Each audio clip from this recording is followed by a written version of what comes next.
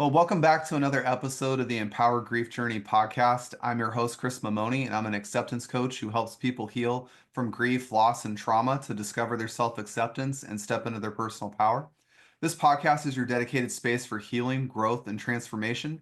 Each episode shares insightful and inspirational stories along with practical tools and actionable insights that can help guide you along your healing journey.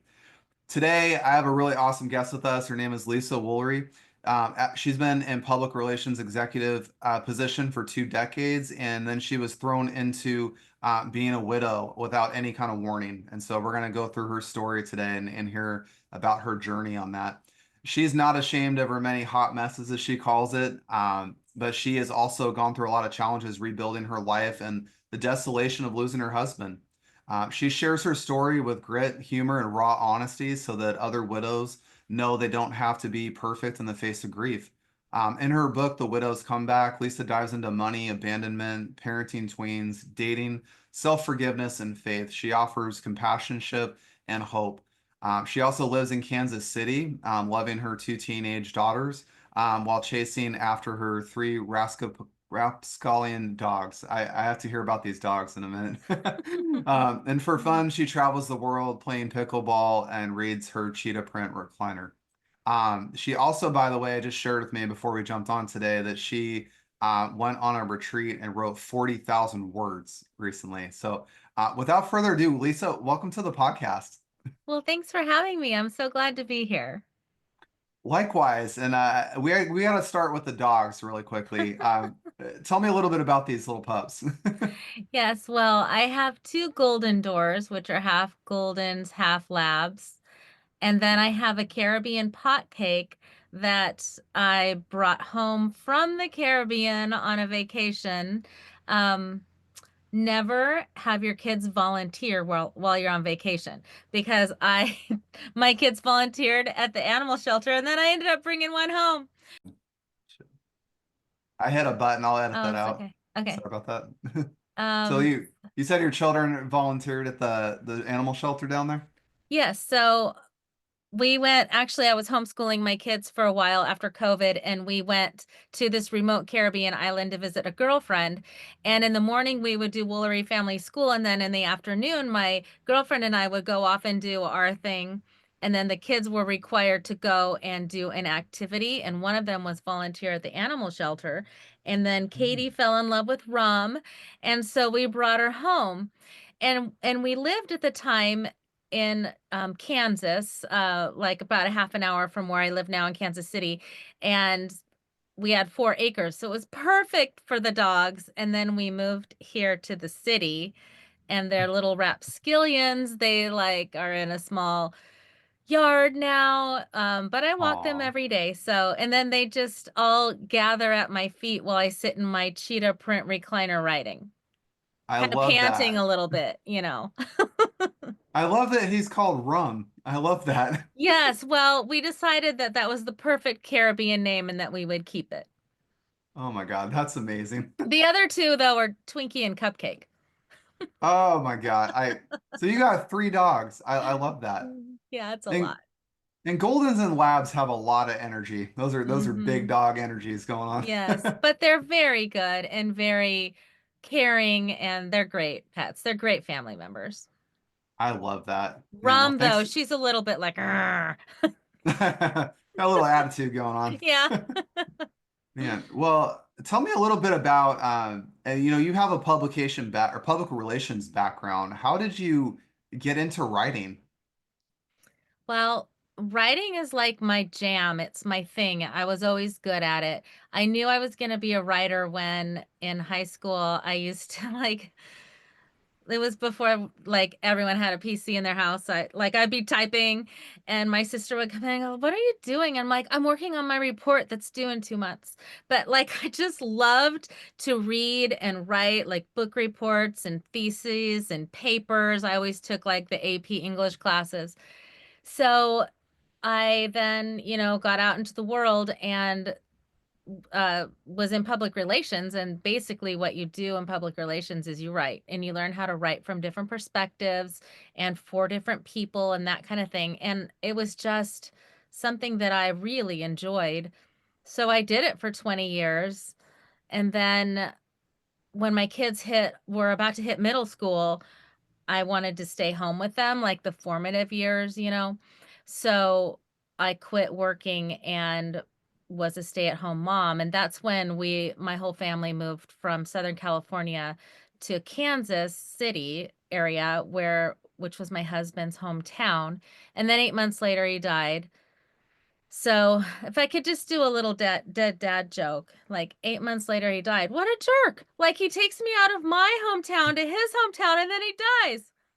But anyway, I remember you sharing that with me. You got transplanted to a new area that you hadn't been in before, brand new environment, and then all of a sudden your husband passed away, and it's like, yeah. great. Now I'm uprooted from where I'm comfortable with. Now I'm in a whole new Yeah. environment, let alone dealing with passing of my husband on top of that and raising children. I remember you telling me it was such a lot to go through in such a short period of time. It was a lot, but I have to say that the reputation that the Midwesterns have of Midwestern nice and neighborliness is very true.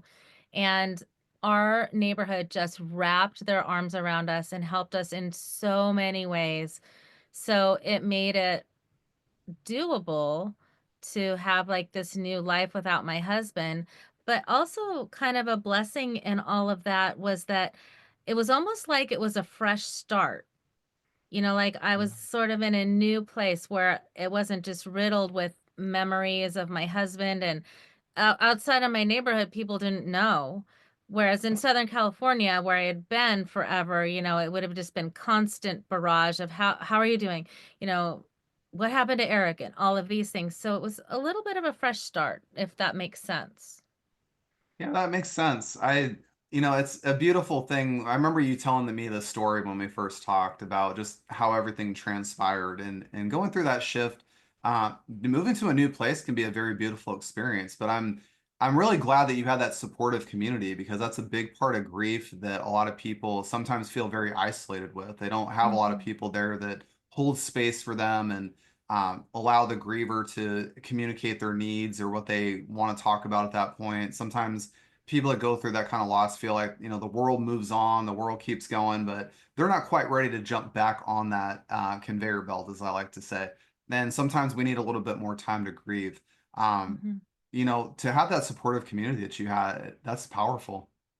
Yeah, and it was wonderful. They would do things like drop off dinners. Like I didn't have to actually cook until like 5 months later. But there Oh, was wow. also other things like when it snowed, one of my neighbors would just come over and shovel my driveway.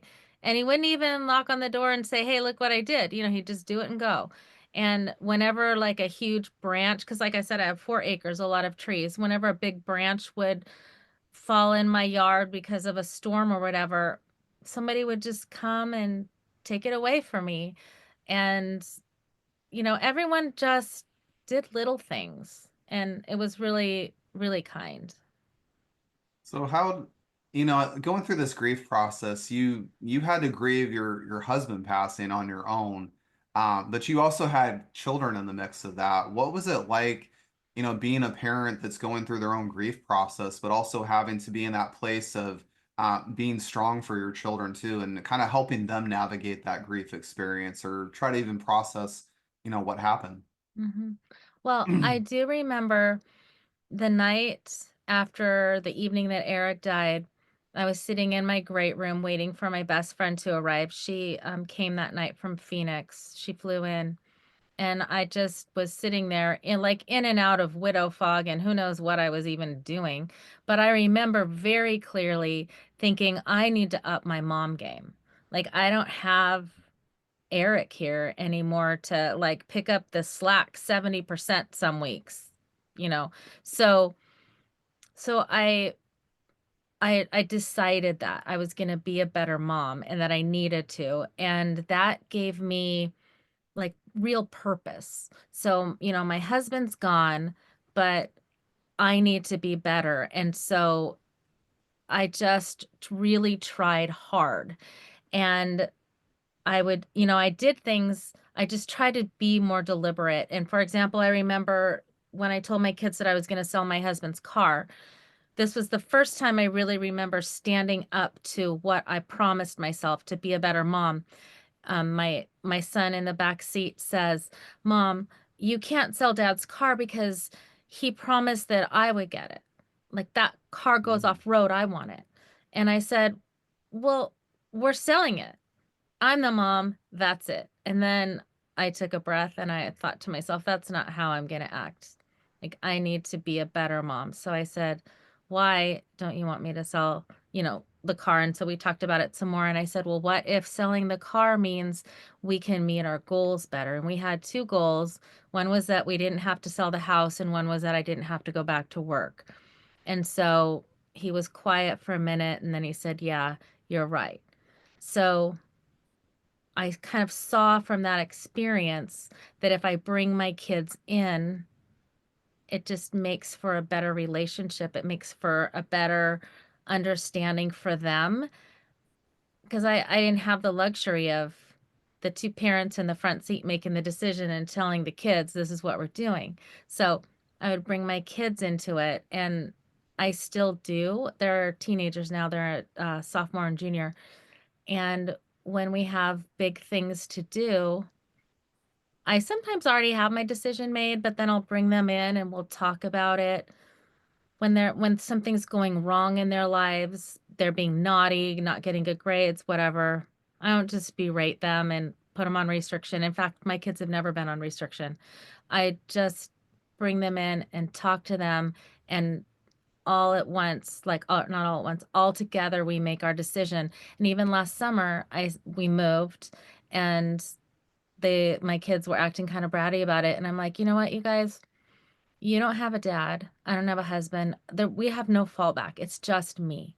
So you can't act like that. You have to be better. And they both said, yeah, you're right. And then they were. So, I mean, parenting is just like really hard, but I've I've had I don't know if this is the luxury, or I've realized how I can have a different relationship with them and I can bring them into things, and it just works a lot better. And I don't know that that would have happened if my husband wouldn't have died. I don't know what kind of a mom I'd be to teenagers without him or with him, but I know how I am without. I think that's really beautiful how you said, you guys as a family came together in a lot of ways. And you shared a real powerful example or multiple examples of involving your children in those decisions. And I think some people out there likely wouldn't do that, because of different belief systems and the way they want to parent. But I found that really powerful that you said, we have to sell this car to make ends meet. Otherwise, life changes in a big way again. So this has kind of given us time and space and allowing us to process our grief and stay stable where we're at right now so we can get that next goal to happen. And just, creating that space for them, I guess, is what I will say is as much as you needed somebody to hold space for you, you held space for your children, and involved them in that decision and said, here's the consequences of option A and option B. And this is our bigger overarching theme and goal that we have for us to work towards. And just to, like you said about moving too recently, same thing, reminding them that we're all in this together. We don't have separation of things here because we have a dad left. We don't have a dad. So it's the three of us that have got to make this work. I love your mentality of bringing everyone together in that collectiveness as you guys are going through grief. Yeah, well, thank you. And I mean, you'd have to ask them, and you'd probably have to ask them without me in the room. But I feel like it's working pretty well. So I wanted to ask you this other question. When you went through that grieving process after losing Eric, was writing a part of your healing journey at all? Did you journal as you were going through that grief process? What was that like? It very much was. And when I moved to Kansas from Southern California, I had this little blog called My California Exodus.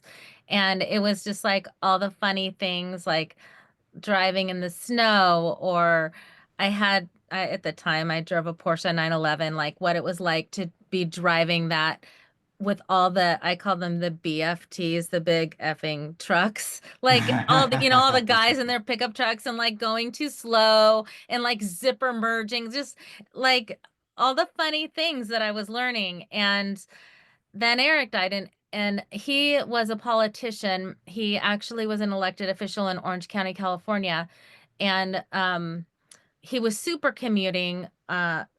We moved for a variety of reasons. The political atmosphere had gotten really bad. But so oh my gosh, I'm sorry, I forgot your question. Oh, I was just asking if writing was a big Mm. part of your healing process. And it sounds like you journaled a bit after Yes, I that. did. I apologize. I No, forgot what no, I was you're talking fine. about. No, you're So fine. yeah, so I was writing my California Exodus, and then Eric died, and because he was a politician, a lot of people were reaching out and asking about him and asking about what happened, and I was just inundated. So I decided that I would write a blog post saying what happened to Mm. Eric. So my first writing about him was that, and it felt so good. It was so cleansing to just get it all out of my body, like all of the trauma of him dying suddenly, me unsuccessfully giving him CPR, like all of this stuff. And then it was here on the blog.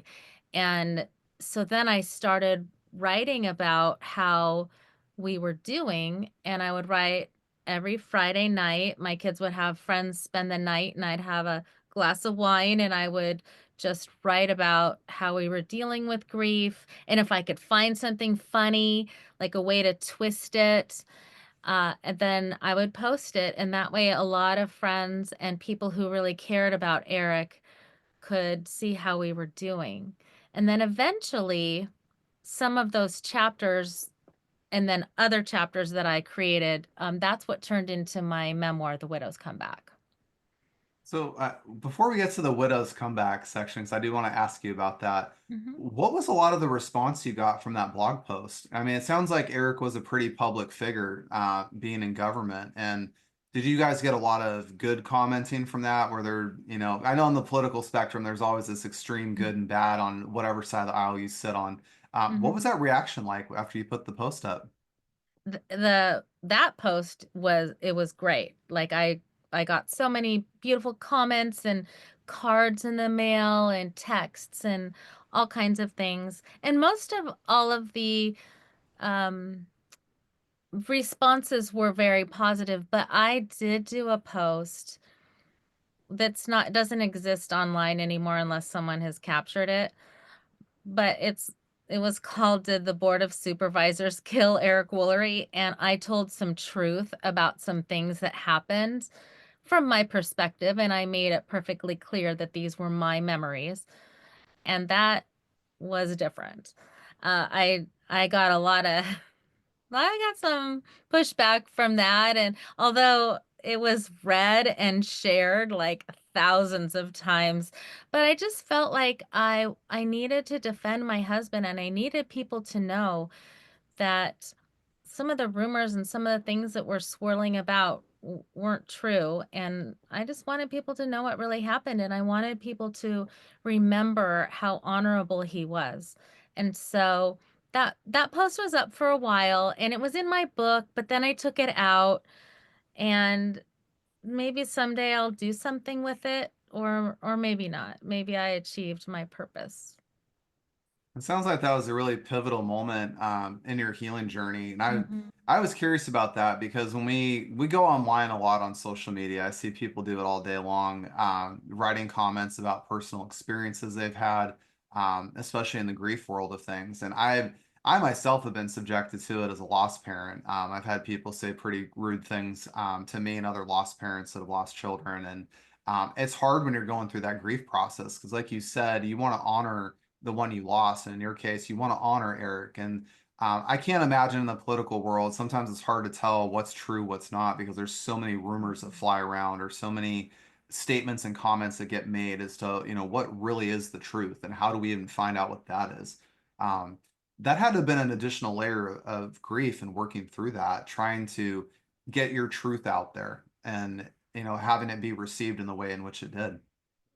Well, yes, and actually how I thought of the title, "Did the Board of Supervisors Kill Eric Woolery?"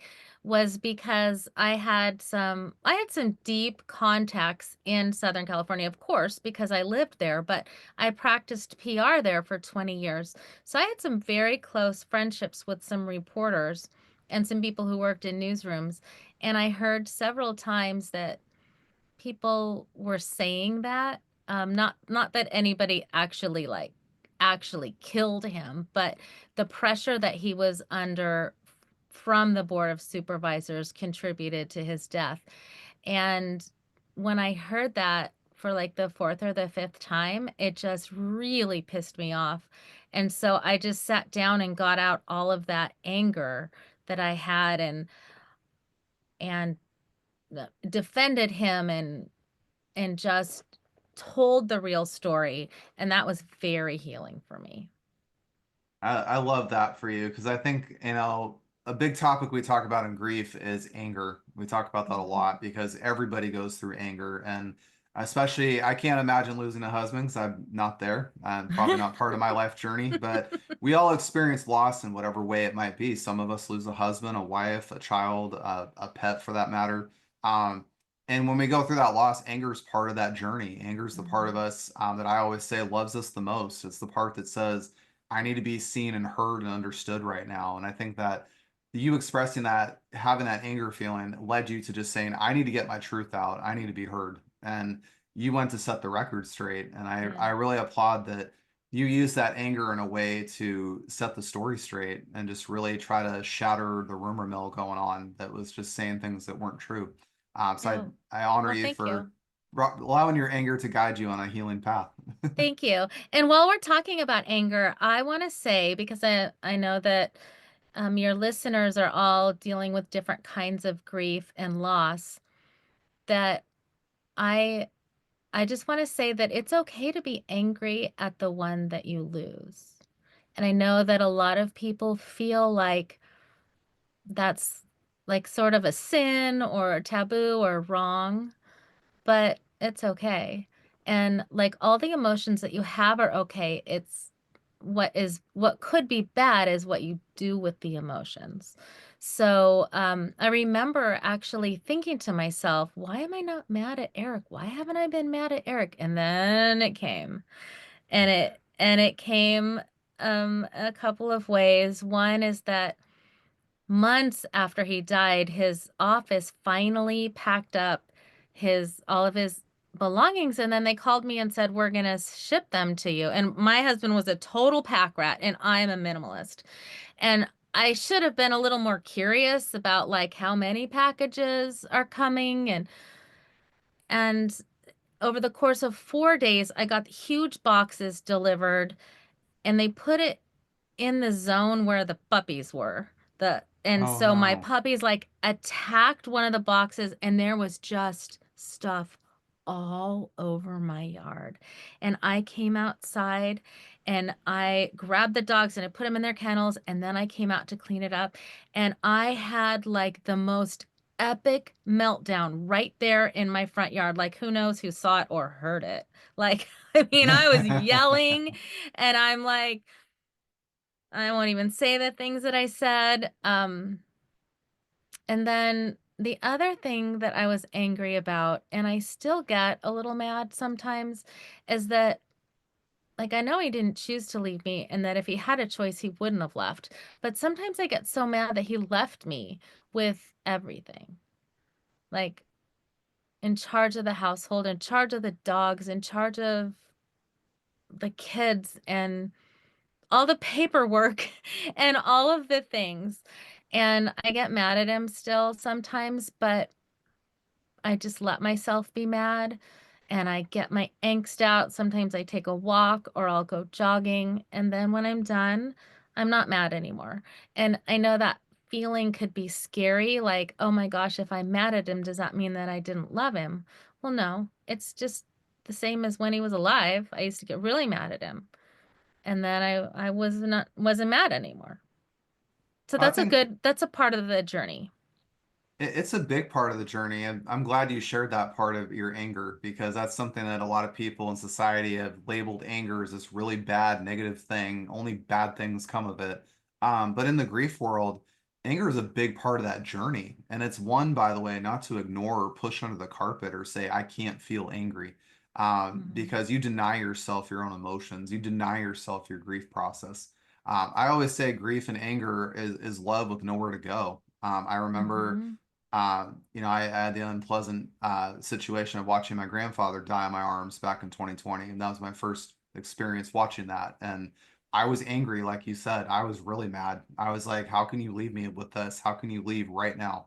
Like it's not your time." And I cycled through that for a whole day. I was just enraged a whole day when that happened. But again, like you said about anger, when you give it space and just allow it to be, a lot of times, and the big thing you said too is giving your emotions acknowledgement. That's another thing you brought up. And I do share that with my listeners all the time. Your emotions are valid. Don't Mhm. disinvalidate your emotions. There's other people to do that for you, but Right. validate your emotions, because those are messages trying to be told to you from your mind. And I can share, with anger in particular, even when I lost my son, I had a moment that I crushed my foot stepping on a box I was trying to make for him, and I could not Mhm. walk for about 6 weeks. I was in a boot. Shortly after I busted my foot, about 20 minutes later, in the middle of crying and losing my cool and cussing and swearing up the yin yang, what came out of me next was a big sobbing wet mess of tears, and I missed my kid. I missed him. That's what Yeah. came out. So I share that example, kind of like Lisa was talking about her anger. I share that to relate to the listeners that anger is trying to tell you that the part that loves you the most has nowhere to go. It's trying to tell you you're sad. It's trying to tell you you're not seen or heard. You're not understood. It's trying to tell you that it's okay that you're hurt right now. It's okay that you feel strongly about the one that you lost. And when you listen to your anger and you give it space to just be, you'll be amazed how much calmer you'll actually be just to let that move through you, Mhm. and give it that space. Yeah, and I think that giving space to all of your emotions is something that you need to do.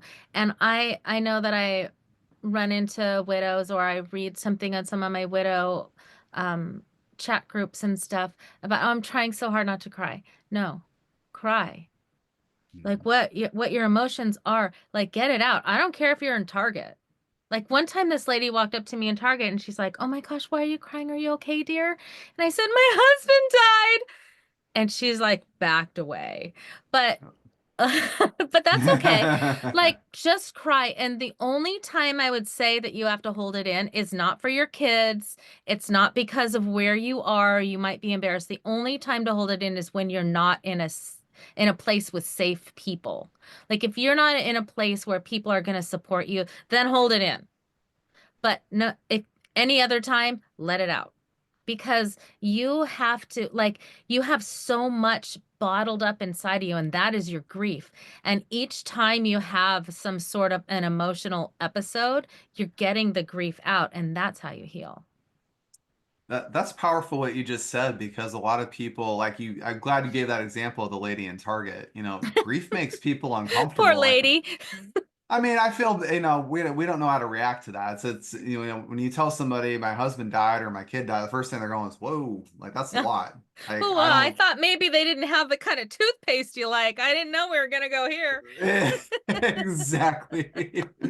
But to your point, Lisa, that we when we have safe people around us, that's not the point to hold in your tears. That's not the point to hold in your grief. A grief bomb, I always call it a grief bomb because I tell people when you hold that thing inside your body, it's like a Chinese ping pong tournament. That ping pong ball is flying 5,000 miles an hour around in you, and it's going to start causing damage if you don't get it out. So when Mhm. you are around safe people, let the ping pong ball out, let it out, Yeah, yeah. because you'll get that emotional release. It'll let your nervous system calm down. It'll let Mhm. yourself just feel and just be. And to Lisa's point, there's no right way to grieve. There's no perfect way to do this. There's no 12-step process. It doesn't work that way. Sometimes it's going to come out in Target. You're going to be crying your eyes out trying to grab a gallon of milk out of the cupboard and it just hits Mhm. you. It Yeah. just happens. And that's okay. There's nothing wrong with that. Um, Lisa, I wanted to ask you, you touched a few minutes ago about the widow's comeback, and I want to give you some space to talk about that. Tell Yeah. me a little bit about that part of your grief journey. Well, thank you. So I'll tell you how it started. Well, I have a ministry called The Widows Come Back, and I have some books that I'll talk about. But how it started was I was at church and I went to the welcome center, the welcome desk, and I said, do you guys have like a singles group for adults or like a widows group? And they're like, look, and they're like, oh, no. And then one of them goes running over to get like the outreach pastor. And then the ladies behind the desk are like, oh, why don't you start your own ministry? And that made me so mad. I'm like, I don't, excuse me? Like, I am not capable of, I'm barely capable of getting myself here to church on Sunday, like, much less taking on others' griefs or like trying to arrange where we're all going to be at what time. I was so mad and I was like yelling in my head. And then, I let it go. But it like put a little seed inside of me. And within a year, I was leading a widows group. And so I did that for a little while. And then right around then is when I wanted to turn all of my ranting posts into like into a memoir because I had looked around and I read a lot and I hadn't found any memoirs that really spoke to me about widowhood. I felt like a lot of them hid like the real feelings and just the like I'll say hot mess of it. So I started to think about how I was going to write my memoir and put together the writing I already have and fill it in. And then while I was doing that, I started a Facebook page. And then I have a newsletter now that goes to 100 subscribers every month. And it like basically what we do is we talk about what's coming up in the month and how we're going to deal with it, like how to have an exit plan at Thanksgiving or, at Christmas. Do you need to be with your in-laws? Or do you need to do something else? Or like what to do on Valentine's Day, these kinds of things. And and it kind of goes a little bit in sync with my grief calendar that's coming out. And it basically just helps you get through the month and the days and the ticking time bombs that are coming along. And that's called The Widow's Comeback 365-Day Grief Calendar. And then my memoir is called The Widow's Comeback. And I plan to continue writing for widows. In fact, I was just at a writers' conference I was talking to you about, Chris, and I wrote 40,000 words on my first. I'm not sure if it's going to be a romance or just women's fiction book about a woman dealing with grief. And it's going to be part of a trilogy. And I have maybe some Christian devotions coming out. So I like to write, and I like to write for widows. I love that. And tell me a little bit about this grief calendar. What's going to be on the grief calendar? Do you have affirmations of any kind, or what's on the calendar? Mhm. Well, it comes in like a large size book, like a workbook, and Mm. it's 12 empty calendars. So you put wherever you are. If you get the calendar in September, then you put September and then you work it for a year. And um, each month I ask you to go in and look at like, okay, what's coming up? Is it going to be your husband's birthday? And how are you going to plan for that? Is it Valentine's Day? Then how are you going to plan for that? And then if you're in community with me in my newsletter, then, I give you some ideas. But basically what I'm asking you to do is plan for each month, because even if you don't end up doing what you planned, like maybe instead you end up lying on the floor crying and spooning your dog named Twinkie, which I've done before. But I feel like if you're putting your energy into planning what you're going to do instead of putting your energy into worrying or trying to avoid it, then you're putting some positivity and some proactiveness into your life. Because when you grieve, you're so out of control because you don't have any control of anything in your life, but there are areas where you can have some control, and that's what I'm kind of trying to teach.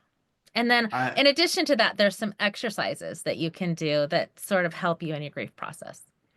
well, tell me a little bit about those exercises if you can, just like one or two. Okay. Well, one of them is just to consider your in-laws. Like, how have your in-laws been with you? Um, and if they haven't been great to you, do you have to keep them in your life, or can you change the way things are?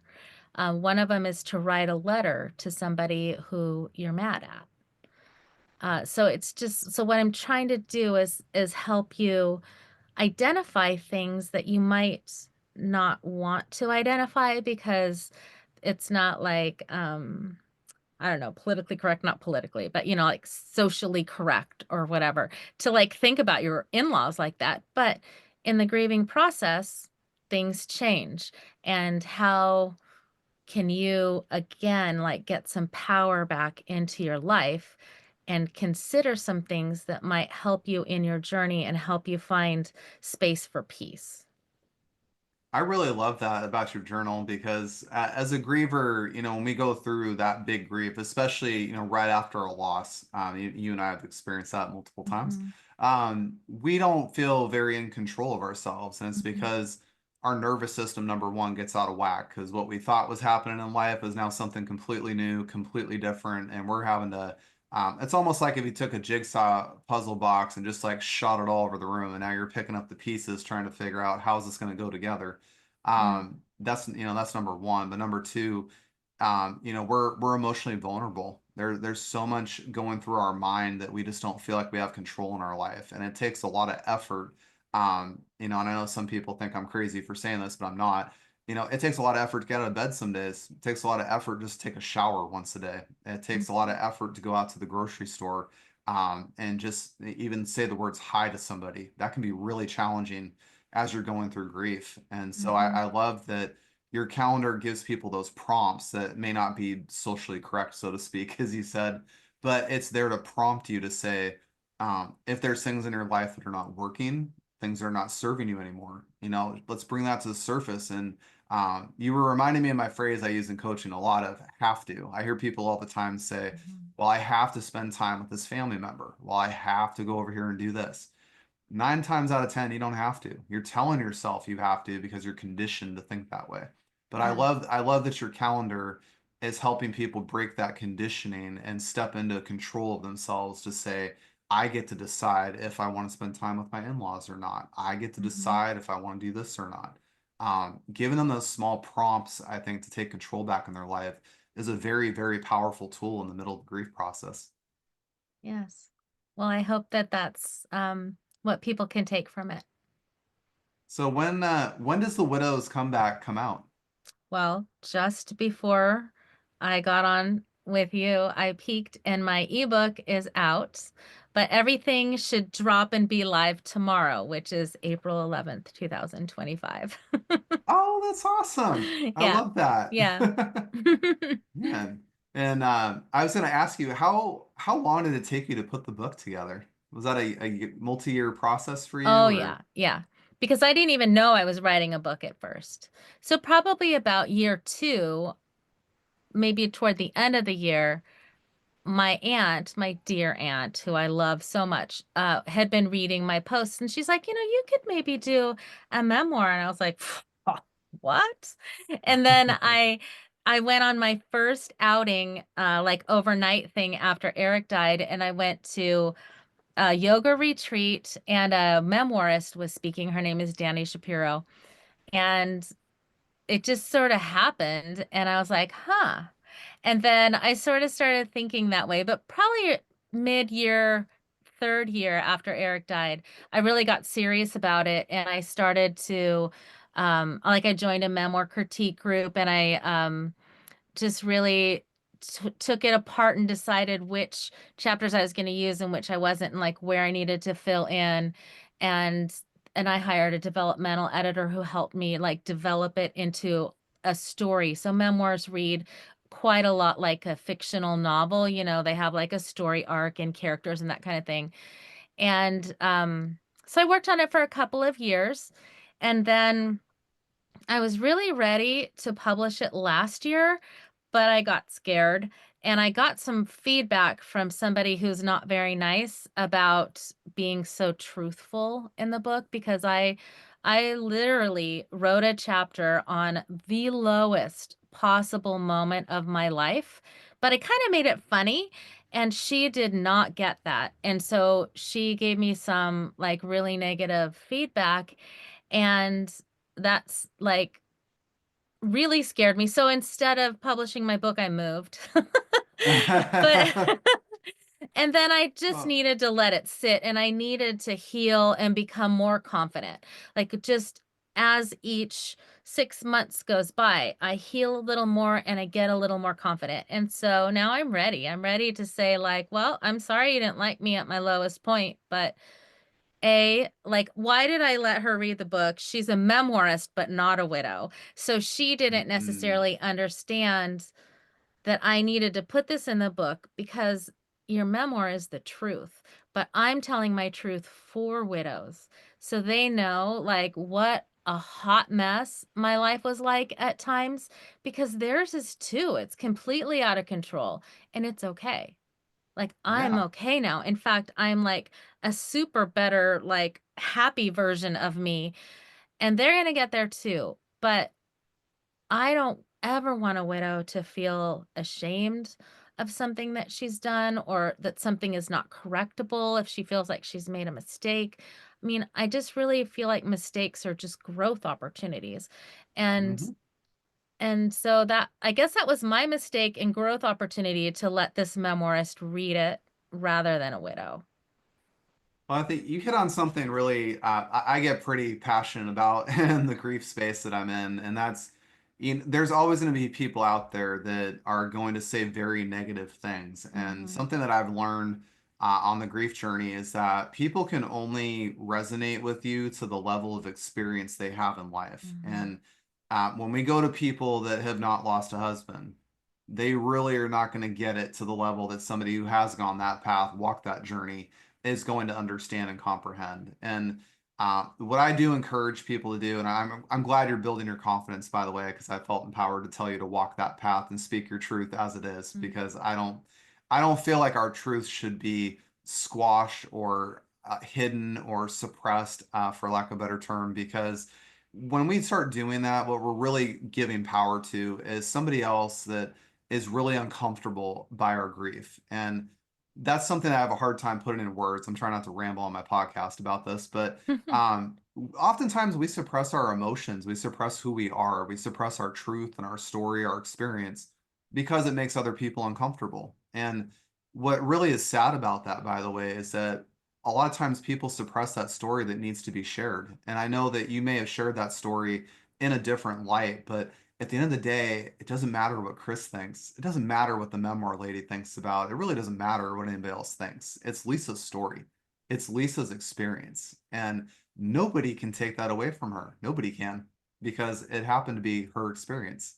And Yeah. so I love that you're getting that confidence and being in that Mhm. place, by the way, because I empower people on my podcast and in my coaching that this is your truth. This is your story. This is your experience. Nobody gets to tell you what to do with it other than you. Yeah. Well, and the incident happened to be with a man, and she didn't like the fact that I was with a man and not married and blah, blah.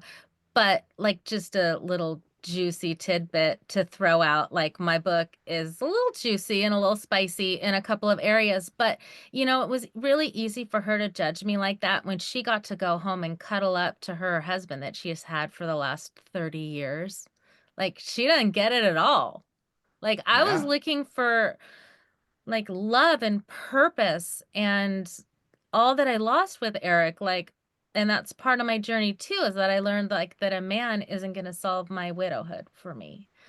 And, so that's something that widows need to hear, but it's not necessarily something that a non-widow is gonna understand.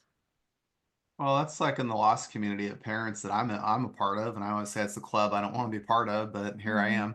am. We have people tell us all the time, like, "Oh, you'll have another one," or somebody. I see people complaining about their kids' behavior in the store or not treating their kids very well, and I sit there and go, I don't get mine, but you do. Yeah. And no offense, cherish Yeah. that because I never Yeah. got that. Yeah. And same thing with you, by the way, with your story, which is why I just said my story. You lost your husband, you don't get him anymore, and you have to figure out how to navigate this journey without him. And you're never going to understand that unless you lost your husband the same way you did. And Hmm. so I always try to say, it's I think what we've gone through is in our losses, Lisa, you and I, is that we've become more empathetic and understanding and compassionate towards people that do go through loss. And I can't relate to losing a spouse, but I can say I understand how you feel. I can empathize with you. I can hold space. I can let you be exactly who you are because I don't need to do anything other than support you. And I think that if anything we can take out of our grief journeys is there is an empowering part of that of ourselves, which is doing these writing a book and putting a calendar together, starting our own ministry, creating that network. That's the empowerment side of it. But the other side of it is honoring our journey, honoring our emotions, honoring our process, and not having people around us, by the way, that are not safe people that don't support that part of our journey. Hmm. Yeah. So, so Lisa, this has been really inspiring. I'm anxious to go look at the ebook now that it's out because I'm curious. Yeah, actually, you can read the first 70 pages without even buying it, but you'll get hooked. You'll buy I it. love it. Where is your ebook, by the way? It's well, the ebook, the book, the calendar will all be on Amazon. And my name's Lisa Woolery, Woolery. The Widows Come Back. Awesome. Well, as we wrap up the podcast, I wanted to ask you a couple questions here. If you ran into somebody going through grief or somebody who is stuck in grief, and I'm going to open this up to you because I don't talk to many widows. If you ran into a woman who has recently been widowed, what's one or two things you would say to them to help them navigate that grief journey just a little bit easier? Well, I would tell them, well, a lot of what we talked about, which is allow yourself all of the emotions. But the other thing that I would say is allow yourself to dream a little bit. Because Mhm. by dreaming a little bit and by trying some new things, when you're ready, that is going to really propel you forward. And you have to create a new life for yourself. I know you don't want to. And if you're a new widow, like you're going to just slap me for saying that because you don't want a new life and you didn't get a choice in that. But your life is going to go on. And how you capture your life and you make a beautiful new life for yourself is you allow yourself to grieve and then you try some new things. So I think like doing a vision board is so powerful and you don't have to wait until the new year. Vision boards where you cut out pictures of things that you envision yourself doing and then you put it somewhere, and then you look at it. And by doing that, you're giving yourself permission to try some new things. And even if maybe your vision board has one thing on it, because that's all you can do is just think that maybe I want to join a hiking club. Maybe I want to learn knitting. Maybe I want to run a 5K. Just learn how to make an omelet. That was one of my first achievements. But just grieve and dream a little bit, and then when you're ready, go do some things. And if I ran into a widow that's been a widow for a little while, I might just give her a real gentle kick in the bottom and say, let's try something new. Like you need to step out of your grief and do something new. I love your advice with that. I was actually jotting notes down while you were talking, and the the two Are you big going to learn how to takeaways. make an omelet? I made omelets, but it's been a long, long time ago, like probably 10, 15 years. So I got inspired when you brought that up. I think I might make an omelet tomorrow. Um, no, no, you said two big phrases there that I thought were really powerful, which is when you're ready. That's the big one I want to Mhm. emphasize with our listeners today. This grief journey is not about just get over your emotions and move on and let go. It's not about that, but it's when you're ready. And only you know that as a listener Yes. today. Only Yeah. you know that. The other thing Lisa said, by the way, is give yourself permission. That's the Mhm. big one. Yeah. I love that you said that because, especially when you brought up being a widow, if you're stuck in grief, even if you're stuck in grief the way I've been losing a child or losing a grandparent, no matter what your loss is, give yourself permission just to step out a little bit. You don't have to, there is no getting over it and moving on from things that just doesn't exist. There's moving forward with it. And to what Lisa said about when you're ready and give yourself permission, take those small steps, like she said, and I love, by the way, that you brought up vision boards. I'm a big fan of those because when I put up a vision board, I oftentimes accomplish those things while I'm not thinking about it. And that concept of dreaming. I have gotten a lot of flashback in my life from people saying you dream too much, you dream all the time. If you don't dream, you never can envision what could be. And so you'll always sit in a reality you might not be happy with, or you might trying to settle for mediocrity when you're meant for so much more. And I always say my gift in this world is that I see the purpose of other people before they do, and I see what they're capable of achieving before they do. The reason I feel that way, by the way, is that I see people say, "Well, I can't dream, or I can't have that, or I can't do this." The truth is you can, but it might not happen in a giant step, but it'll happen in a 1% step.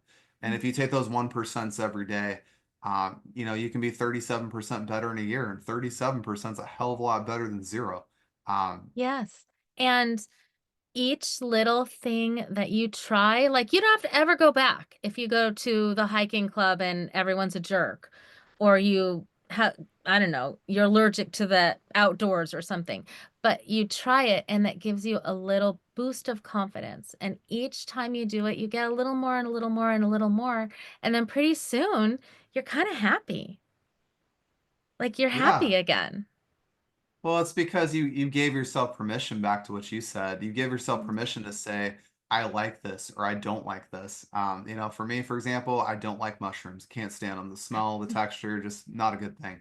But when you get into that place, by the way, and you say, Ugh, I don't like this, you give yourself a little control, you give yourself a little confidence because you're Mhm. giving yourself permission to just be you. And like you said, if you're go to the hiking group, I hike out here in Washington a lot, and I just if you go on the hiking group and people are a bunch of whatevers and you don't fit in with them, that's okay. So give yourself that confidence to say, this is not my people. It's not my Yeah. group. Yeah. Maybe go hike on your own, or maybe hit a Facebook group up and find some like-minded people that Yeah. think on your wavelength. You can always do something small to create that shift. And when you do, by the way, it just kind of builds, just like Lisa talked about today. Losing her husband put her on this journey of writing a book, creating a calendar. She's actually writing another book, by the way, 40,000 words so far. Um, and then also, by the way, having her own ministry and then writing all these prompts for people to work through their grief. And so I want to encourage our listeners today to take what Lisa shared today in this episode, because she shared a lot of very, I call them small details that build into something bigger, is what she shared with us today.